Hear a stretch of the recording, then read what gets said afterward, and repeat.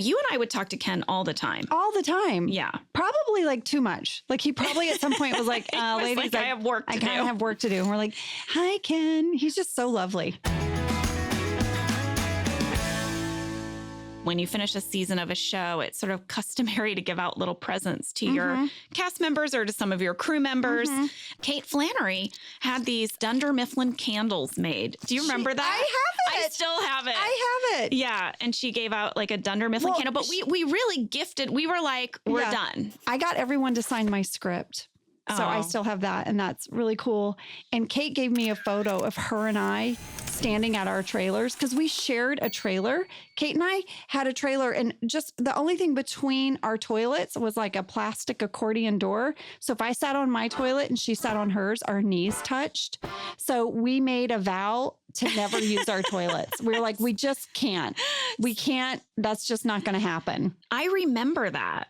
You remember our plastic accordion door? I do. It didn't even really shut. So we just opened it and just shared basically one room with 2 toilets. Well, when I think back to that time, I remember having anxiety about, I've just had the most thrilling experience of my acting life. I had been a struggling actor for 8 years before I got my job on The Office. I'd never had a regular role on anything.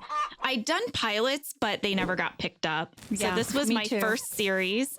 And I thought, well, what do I do? If this show gets canceled, I guess I just go back to the beginning. We could have all had to go back and get day jobs again.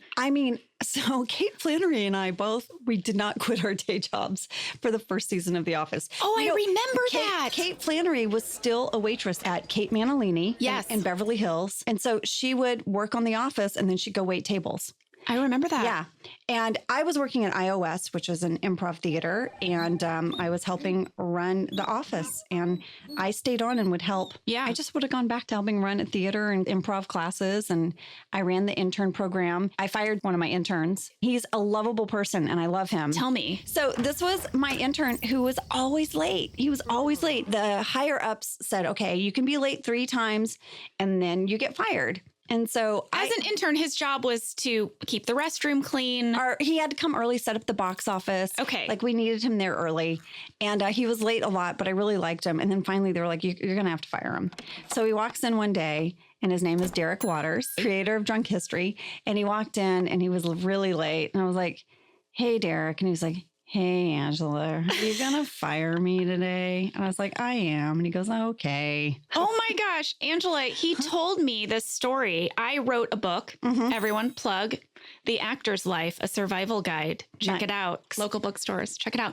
I wrote a book and I interviewed Derek in the book. And he told me this story of being fired from IO. I did not know it was you that fired him. It was me.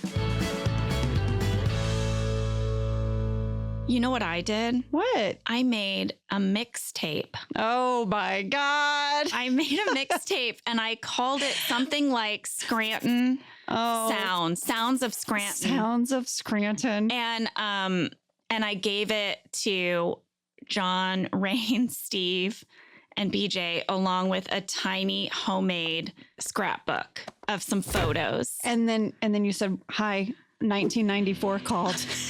They want my mixtape back. I'm sure those guys were like, this is... And you were like, listen, girliest present I've ever been given. I just picture you giving that mixtape to people, and some people, like, they don't even have a tape player in their car. No one, it was a CD. Okay. It was a mixed CD. I call it mixtape. Okay, I pictured an actual No, mixtape. it wasn't a cassette. It was a CD. I am certain, if I had to bet money, I am certain no one ever listened to it. Oh. I listened to it all the time. You listened to it in your car ride? Because it was the Sounds of Scranton. It was the Sounds of Scranton. This is real. So my commute to where we filmed the first season of The Office was very long. It was over an hour because I lived in the San Fernando Valley and we shot in Culver City. And if you live in Los Angeles or have ever been here, that is a very long commute in the morning. Yes. And I wanted to quote unquote get in character.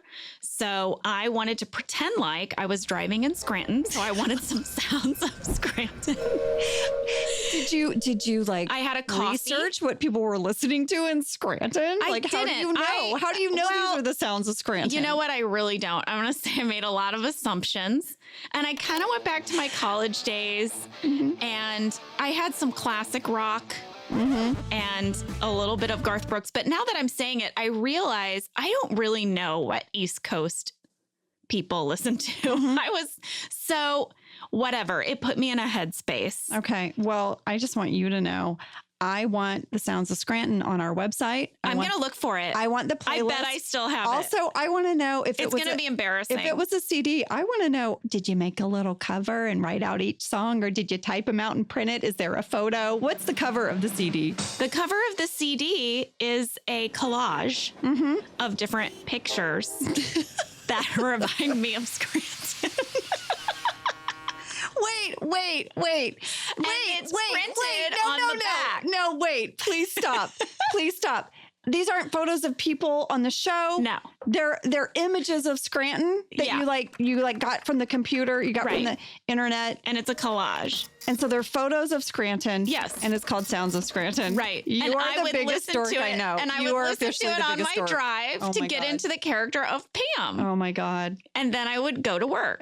This is all why I love you. This is why I love you. Because I want to be best friends with a person that prints images of places in Scranton and makes a collage. Well, and then makes up a CD. Oh as my I'm God. telling this story now, it's occurring to me that when you live in a city, you don't make a tribute CD of the city you live in. Well, like guess what? I lived in St. Louis my whole life, and I never drove around with a CD called Sounds of St. Louis. Well, I'm going to now. Sounds of Los Angeles. Ooh, let's make it.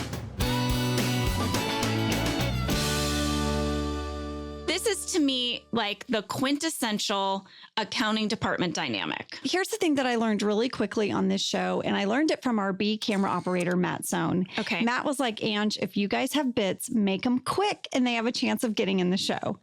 And so we had this moment where we were all walking back to our desks, and Oscar and I kind of improvised this moment where I'm like, did you talk to him? And he's like, what was that? And then we kind of just had this chit chat on the way, and our B camera operator got it. And he was like, guys, if you tighten that up, it's going to make it, it'll make it in, I think, if you tighten it up.